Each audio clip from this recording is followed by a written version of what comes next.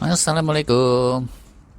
Simbiosis mutualisme itu sudah diajarkan sejak SD ya. Contoh klasiknya itu biasanya bakteri-bakteri baik di tubuh kita. Tapi mungkin pas guru nerangin kita ngantuk kali. Jadi tuh sering lupa soal simbiosis ini.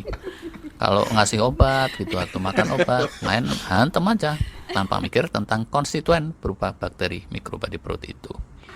Pikirnya kadang itu malah masalah dompet yang ketelisut. Walah, politikus juga sering lupa sama konstituennya. Kayaknya ini bakat alam. Kalau udah ngasih kaos, nasi bungkus, dia pikir rakyat sudah sejahtera. Fred, gak semua sih, tapi banyak yang seperti itu. Nah, menurut penelitian terkini, jumlah bakteri baik di tubuh kita itu bisa sekitaran 100 triliun. Walah, dan kita lebih baik percaya aja. Kalau mesti ngitung sendiri malah mumet. Wujudnya nggak semua bakteri, ada yang fungi, jamur, atau mikroba jenis lain. Mereka itu sebelumnya sudah kita tinjau terkait obesitas, tapi ternyata perannya lebih luas lagi daripada sekedar obesitas. Ya, dia membantu pencernaan, memperkuat sistem imun dan pemulihan kesehatan, menjaga telomer yang melindungi kemurnian genetik DNA kita, mencegah kanker, terlibat penstabilan kadar gula, kolesterol, mempengaruhi sistem hormonal dan enzim, dan lain-lain terkait pengelolaan energi dan metabolisme kita, dan nggak tahu terkait apa lagi. Penelitiannya masih jalan terus. Intinya, perannya itu diyakini sekarang cukup sentral untuk kesehatan holistik manusia. Tidak saja setelah dewasa, tapi sejak lahir percet. Orang Jawa nih, lahir kok terus ditambahi percet. Artinya apa, Bu? Nah, penelitian terkini menyimpulkan, untuk mendapatkan kondisi kesehatan yang prima dalam jangka panjang, ketergantungan kita sangat tinggi pada massa rakyat yang 100 triliun ini. Kalau kita melupakan mereka, ibaratnya ya, jenderal melupakan prajuritnya. Biar itu. Walau dia seorang raja dan kekuasaan absolut, kalau melupakan rakyatnya, terus dia mau apa? Tanpa segenap rakyat, emang bisa? Sang raja ngurus negara sendirian gitu, ngurus ayam juga, gali sumur, nangkap maling, jaga gerdu, dan seterusnya. Bisa TBC itu sang raja, komplikasi tipes, hepatitis, dan bisul di sekujur tubuh. Kukruk gitu raja di gerdu. Bisa ditanyain tuh sama nenek-nenek, mas, sampai ini raja atau tukang tembal ban? Kubrak. Harusnya itu seperti orang Arab tuh, Arab gundul. Nggak mesti gundul sih, brewok juga bisa. Kalau mereka melintas padang pasir gitu, naik onta, itu ontanya selalu disayang-sayang sama istri dan cewek-cewek. Itu kadang mereka lupa kalau sedang melintas padang pasir begitu, tapi sama ontanya itu nggak pernah lupa. Mereka amat sadar punya ketergantungan tinggi sama si onta. Nggak ada cerita tuh lagi rehat gitu di bawah pohon korma, terus iseng bempernya si onta dijejelin sambel yang ekstra pedas. No. Nggak ada orang Arab mikir kayak gitu. Sebab apa? Kalau ontanya melet, kejet-kejet, atau minggat, ujungnya mereka mesti melintas padang pasir, jalan kaki, tanpa onta. Kalau tewas seketika masih rada mending, ini tewasnya pelan-pelan. Nauzubillah. Nah, dalam mengarungi kehidupan ini, kalau mau sehat, mau selamat, itu bagi kita semua, ontanya adalah mikrobiom itu tadi, mikroba baik yang ada di dalam tubuh. Jadi, selalulah pikirkan nasibnya. Carilah info-info, apa yang bisa membuat dia optimal dan apa yang merusaknya, dan setelah ketemu infonya terus dipraktekin, ya kan? Ya iyalah, kalau cari info tapi begitu ketemu terus infonya malah cuma di figura doang, apa gunanya? Apa yang membuat mikroba di perut kita ambiar? Banyak hal. Di sini sekedar contoh ya. Pertama itu asupan makanan yang toksik, antibiotik gitu, alkohol, narkoba, vitamin suplemen konsentrasi tinggi, itu banyakkan mengacak-acak konstelasi mikroba. Kita tahu kan ya, secara alaminya manusia itu dapat asupan vitamin mineral bukan dalam konsentrasi tinggi. Gak cuma antibiotik ya, obat-obatan ringan aja itu juga toksik untuk mikroba kita. Pusing dikit, capluk nelan obat. Batuk dikit, serutup minum obat. Hati-hati.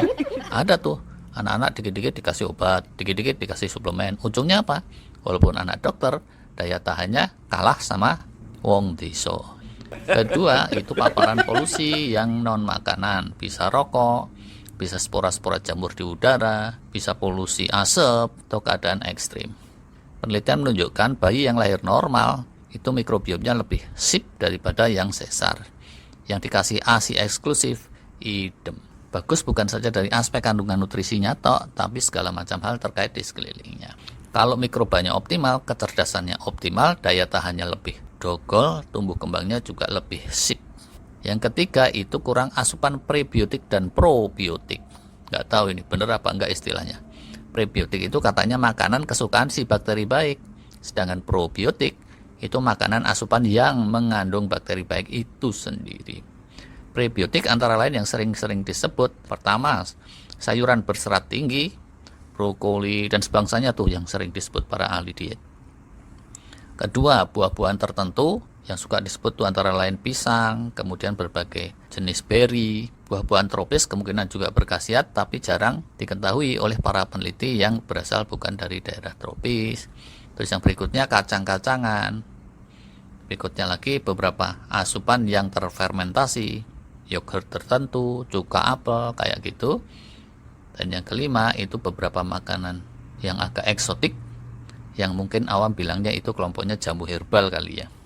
Mohon maaf nih infonya kurang sahih, ini sekedar hints saja. Keempat, pola hidup yang ambyar yang tidak sesuai dengan kodrat alaminya manusia. Nggak pernah puasa, makan terus tanpa henti. Nah, ini juga tidak alami. Zaman manusia purba, leluhur kita, mereka sering kesusahan cari makan sehingga perut kosong jangka lama, ya kan? Tukang bakso belum lewat, tukang mie krek-krek belum ada, GoFood juga andaikan sudah ada, gadgetnya yang belum ada. Mau dikomunikasikan pakai pentungan, susah kan dia. Pola makan kita itu bisa mengacak-acak konstelasi mikroba di perut. Sebaliknya juga terjadi, konstelasi mikroba yang error itu akan mengacak-acak pola makan kita dan pola hidup kita. Memunculkan berbagai penyakit degeneratif dan bikin kita cepat uzur, cepat tua. Gampang ambruk. Nggak cuma terkait makanan ya, pola tidur yang ngaco itu juga jelek buat mikroba di tubuh. Pikiran negatif dan stres tak terkendali itu juga ngaruh ke enzim-enzim pencernaan, padahal enzim pencernaan itu ngerojok ke mikroba-mikroba tadi, bikin ambyar. Penelitian belum tuntas sekali lagi, mohon maklum, karena jumlahnya triliunan. Tapi intinya itu tadi, hidup kita, kesehatan kita amat terkait dengan konstelasi mikroba di perut. Kalau dia mantap karena asupan yang sip, insya Allah potensi kita awet sehat juga optimal. Boleh dibilang, apapun itu tidak bisa masuk ke aliran darah kita lewat pencernaan, kecuali lewat juga ke mikrobiom ini. Lewat tidak sekedar lewat, tapi mereka itu ikut memproses, ikut mempengaruhi, ikut makan bahkan. Dan yang sifatnya bukan makanan, itu aja juga ngaruh. Mertua kalian cerewet gitu. Begitu dia muncul di depan pintu, ya dia lagi. Yang kerok datang nih. Kalau kita tidak bisa menyikapi dengan cool, perut kita tiba-tiba mules, hormon stres menungki. Nah, itu langsung dirasakan oleh si mikroba di perut. Dia terus memuntahkan zat-zat yang tidak baik. Sambung menyambung, kalau keseringan seperti itu, mikroba-mikroba mayoritas di perut kita itu justru mikroba-mikroba penyuka stres. Terus mereka mancing-mancing kortisol dan gangguan stres di tubuh kita jadi holistik. Kalau seringnya yang muncul endorfin hormon kebahagiaan, maka yang penyuka stres, yang menyingsing, perut kita didominasi oleh mikroba-mikroba yang gembira ria. Jadi bagus tuh. Hormon melatonin itu ternyata punya sifat antioksidan yang kuat, bikin deep sleep kita optimal, dan itu juga dirasakan oleh mikroba di perut.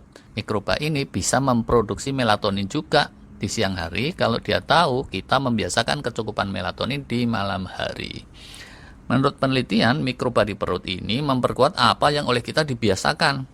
Entah biasa tensi tinggi, gula darah tinggi, makan banyak, itu akan diperkuat oleh mereka.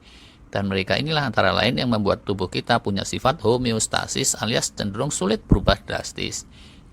Dan mereka ini juga yang menyebabkan diet itu tidak bisa sekedar hitung kalori in, kalori out. Karena in itu diacak-acak dulu sama mereka sebelum benar-benar in ke dalam aliran darah.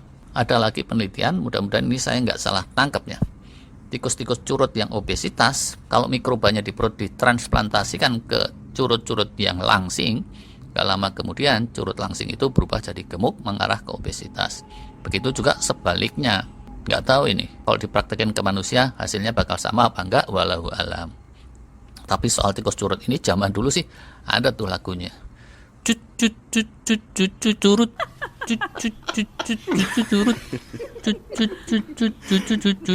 Curut. Kok malah nyanyi. Balik aja lagi ya ke benang merah. Sebelumnya kita udah bahas tuh, hakikatnya menjadi tua atau usur itu hampir semuanya kemunculannya terpicu atau terkait dengan kekacauan mikroba di perut kita.